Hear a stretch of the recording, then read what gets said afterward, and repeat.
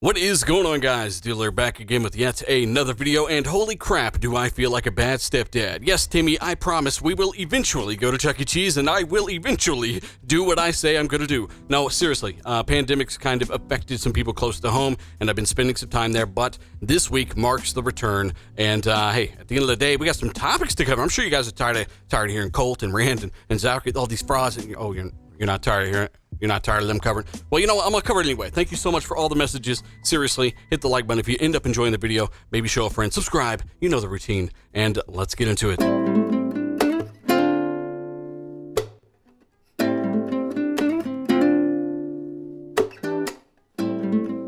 So this is quite interesting. Machine Games, Microsoft, and Lucasfilm sign a deal to make an Indiana, yes, that guy, an Indiana Jones game. And you know what? Twitter's going crazy. You got crackheads over here thinking the game's going to everything, and you got guys over here saying, no, it's not. This is going to be in the Ouya. And I'm like, I don't even know this exists because I don't care about Indiana Jones. But really, what I do care about is a good game. And I suppose this could be Machine Games' yes, the guys behind Wolfenstein, which is a fantastic reboot, whatever you want to call it. These guys really revitalized the series with their last two titles. Youngblood, with the exception, ZeniMax were, they knew they were going to be sold off, and they kind of milked the studio. At the end of the day, it's a talented studio that has already spoken, as I've covered before, on how Microsoft has actually enabled them to make even better games than they've made before. Meaning, hey, we've got the resources, all of this good stuff. That's what I care about. I want a good game. Now, whether or not this game is going to other platforms, we just don't know. As a matter of fact, Phil, Microsoft, Aaron Greenberg on my very own podcast, they wouldn't really acknowledge yes or no. It's case by case. And when it comes down to it, I think if they're smart, which anyone who knows anything about business sense can agree, you want to lock down those titles that are alluring to the outside customer to draw them into your service. Game Pass enables all of this by fueling that revenue, and they can maybe take a risk more or two per year and put out some newer games, put out some newer titles. Question is, do they want to make this some kind of Uncharted competitor? It is naturally a given that Indiana Jones might do so. Seriously, they are working on an Indiana Jones games with Lucasfilm, Microsoft, all this good stuff. It is worth noting that PlayStation did not retweet this announcement or anything like that. It was only the Microsoft side. I'd like to know if you think this is going to be exclusive or not. Me? Hey, I think it's smart because I know what they're trying to do with Game Pass, but does it need to be? No. If it's a good game, I'll play it. A multi-plat isn't worse because it's on other platforms, but I think if they are, again, you got some brains in there, you're going to want to lock that down to something like Game Pass, your Microsoft ecosystem, because that's how you keep growing it. And that's their overall goal. Jez Corden of Windows Central does seem to believe the same as well, so that's something you should take note of. Oh boy, Jedi Fallen Order getting the next generation upgrade, fully enhancing and using the power of your next generation. It's really not. Those consoles aren't even really they're not even starting to be pushed by this, but it is now Generation 9 aware, meaning that your Xbox Series X and your PS5 will actually be pushed a little bit harder. Right? Think of it as, you got a lawnmower and it's got a high idle on it, and you kind of just make that idle a little higher and it goes a little faster and you fall off and it might hit the neighbor kid. That's kind of what this is doing to your Xbox or your PlayStation now. So now they do confirm that you will have pretty much a locked 60 FPS across the board on your next generation console when playing this last generation game, and you also get resolution bumps as well, meaning dynamic resolution scaling now caps out at a higher rate.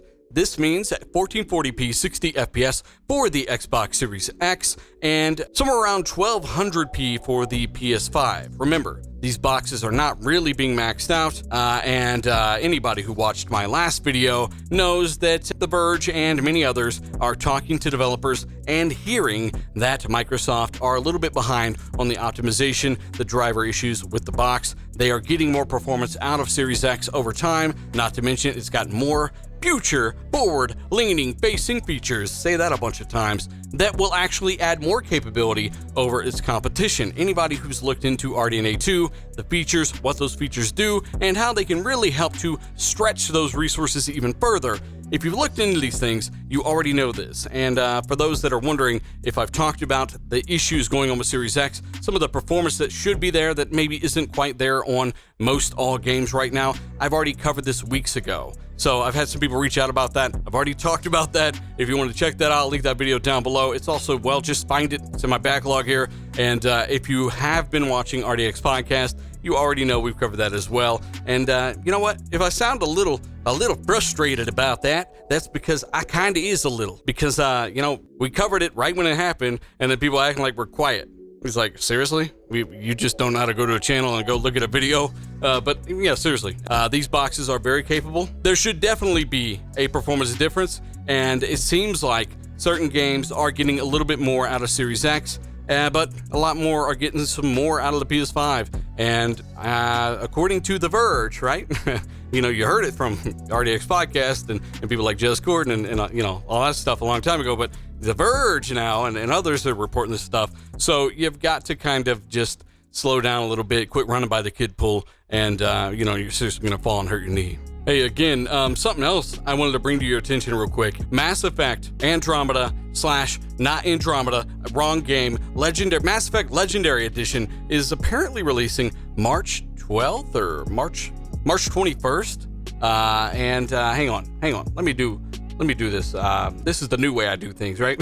I don't look at anything. I'm gonna roll. No, March 12th. Okay, March 12th, 2021. Okay, so apparently Legendary Edition, which is the first 3 games with all of the DLC, all of the updates, is going to release sooner than maybe some of us expected, but maybe actually not. Maybe some of us actually thought that it'd be around March or April. You know, I'm just saying. Maybe some of you did. Let me know.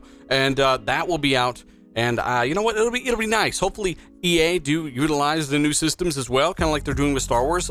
Surely they will. And these games should run at least 60 FPS with you know, some of the best graphic settings available to the PC version would be nice. I don't care how low they got to scale the resolution. Give me the option. We all know you're not really utilizing the power of these boxes right now anyway. Just give me the frame rate, give me the graphics, and I'm good to go. But let me know what you guys think about all this stuff. Seriously, awesome, and glad to see a lot of you guys back in the comments. I'll be there. Hit that like button if you enjoyed the video. Maybe show a buddy or two. Tell a friend. Tell your grandma. Subscribe for all that good stuff. Hit the bell icon, and I don't have any more commands or requests of you right now, but I do appreciate you guys showing up and doing what you do. Please support the patron and support the channel with the join button. Yes, that's what it's called. If you have, and if you haven't, let me know down below, please, so I can thank you, all those guys that have been doing it forever. Thanks for rocking out with me, even though I've had to deal with some other things. And starting from this point, we're going to Chuck E. Cheese, meaning I'm going to actually get back on the ball here,